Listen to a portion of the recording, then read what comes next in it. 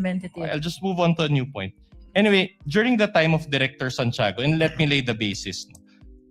Around 15 months, they didn't identify the alleged person that VP Sara talked to. And based on your testimony yesterday, it will take 3 to 6 months, even more, for this special task force to come up with definite findings as to the identity of this alleged person, correct? Sinabi ko po 3 to 6 months, hindi po even more.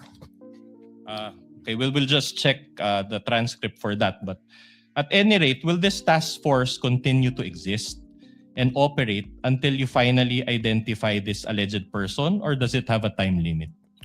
Kailangan po aming matagpuan yung pong taong binanggit na kinausap po. So as long as you cannot provide a concrete output, the special task force will continue to exist. Asked and answered, Your Honor. Asked and answered. Move on, Counsel. All right. By the way, does NBI have intelligence funds? Wala po, sir. All right. Now, you also mentioned about the Rage Coalition event yesterday in Club Filipino on April 12, 2026, correct? Tama po. All right. Now, this was already around 14 months from VP Sara's press con, correct? Tama po. Now, my question to you is this.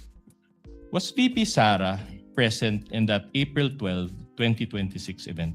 Wala po siya, sir. All right, no. Now, you mentioned also the concept of kinetic force. Can you recall? Yes, sir. All right. Now, my question to you is this. Despite the lapse of 14 months and the absence of VP Sara in that event, you still concluded that this event was still part of what you call kinetic force. Is that the case? Tama po. All right. And based on your findings, this kinetic force came from VP Sara's November 23, 2024 press con, correct? Hindi lamang po yun. Ang sinabi ko po ay may pagkakaugnay sapagkat yung pong statement na I want to cut his head, gusto kong kunin ang ulo niya, at ang sinabi din po ni Mayor Baste, isang ulo lang ang kailangan namin, ang ulo ni Pangulong Bongbong Marcos. All right. So, you mentioned also that there was a participant in a PBBM rally that shouted, "Barilin na yan." When did this happen, if you can recall? Hindi po ito rally, meron pong event ang okay. ating pong Pangulo sa Nueva Ecija. Naka-live broadcast po ito sa RTBN at meron pong nag-komento bigla na sinabi, "Barilin na yan." Can you recall the date of that event? You said event. Hindi ko po ma-recall yung exact date pero nandito rin po sa report sa amin yan. But is this also part of the kinetic force that you mentioned? Lumalabas po sa amin pong pag-aaral. How about yung nangyari kay Undersecretary Claire Castro in Canada? Is this also part of the kinetic force? Irrelevant, Your Honor. Your Honor, I'm trying to lay the basis, Your Honor. Witness may answer. Well, If he ito na knows. nga po yung sinasabi natin na nagkakaroon po ng malawakang kaguluhan na epekto po ng madalas na pagbabanta at seryosong pagbabanta sa Pangulo na ngayon ang mga itaong kahit na ordinaryo ay inaatake po. Hindi lamang ang Pangulo kundi ang iba pa rin pong matataas na posisyon. So the answer is yes, it's Yes. part of the kinetic force. So in other words, this kinetic force can reach foreign countries. Lumalabas po na gano'n. Okay. Dahil marami po tayong Pilipino na nandoon na napapanood po That's sa social okay, media. Director. Now, how about the flood control rallies? Is this part of the kinetic force? Yung flood control rally na, aling pong flood control rally? To be Any flood specific. control rally? Probably, Is it part- baka po, kung maaari lang po sir, ibigyan nyo ko ng specific para po mas may paliwanag ko po. I'll just move on. So any dissent against the government must be attributed to this kinetic force. Is that what you're saying? Speculative, Your Honor. Witness may answer if he knows. Depende po kung anong event. Kaya nga po ang ginagawa po ng NBI ay atin pong sinusuri lahat ng pangyayari. Kahapon po inilatag namin yung 5 batayan namin para po magkaroon tayo ng malinaw na threat assessment sa lahat po ng pangyayari. All right. Now, isn't it that Mayor Baste, that participant in the PBBM event, the rallies in Canada, and the flood control rallies, don't they have a mind of their own?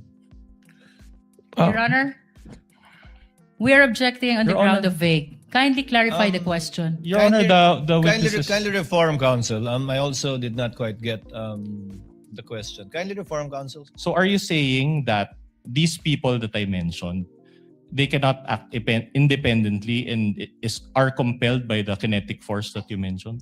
That is sino pong mga speculative, Your tao? Honor. Mayor Baste, the participant in the PBBM rally, the rallies in Canada, and the flood control rallies.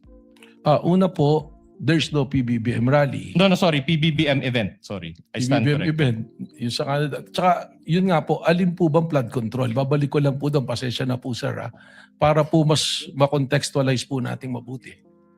Yes, Your Honor, please. May we request I think the clarification question- from the defense? I think the question, Director Matibag, is produkto po ba ng binabanggit yung kinetic energy kahapon yung mga pagkilos laban sa administrasyon at individual na mga miyembro ng administrasyon?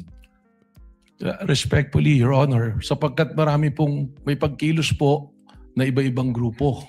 So Na nakikita po posibleng natin. hindi. May pagkilos na hindi, may pagkilos na Tama oo. po. Kaya we have to qualify, we have to treat each event independently and apply the 5-factor test that we are being applying po sa mga pangyayari po. So hindi porkit laban sa o tutol sa gobyerno o sa partikular na opisyal ng gobyerno ay ito na yung binabanggit yung kinetic kahapon. Tama po, Your Honor.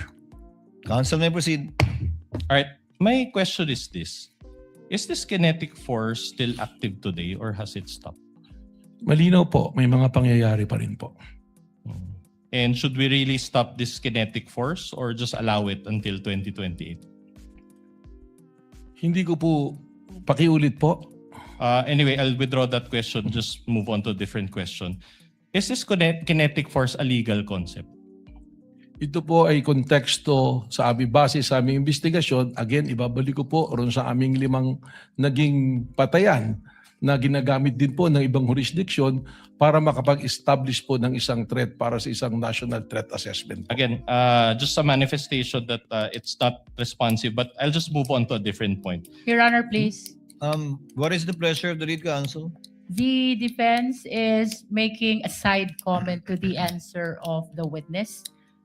Can we please remind him to avoid making side comment as previously invoked by the impeachment court? Then Your I Honor? will raise another motion, Your Honor, that the witness's answer is not responsive.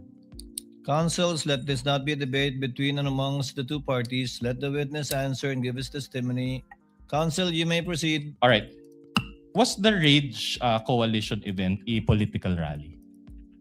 Palagay ko po, sapagkat ang nandoon po ng mga political party po ng PDP laban at yung pong reforma na pinamumunuan po ng dating Speaker Bebot Alvarez. All right. And as a lawyer and as a former dean ba, director or current dean? Former All po. right. So as nag-resign na a po lawyer ako. and a former dean, you are aware that political speech is constitutionally protected, correct? Depende po kung anong talumpati. You have to qualify.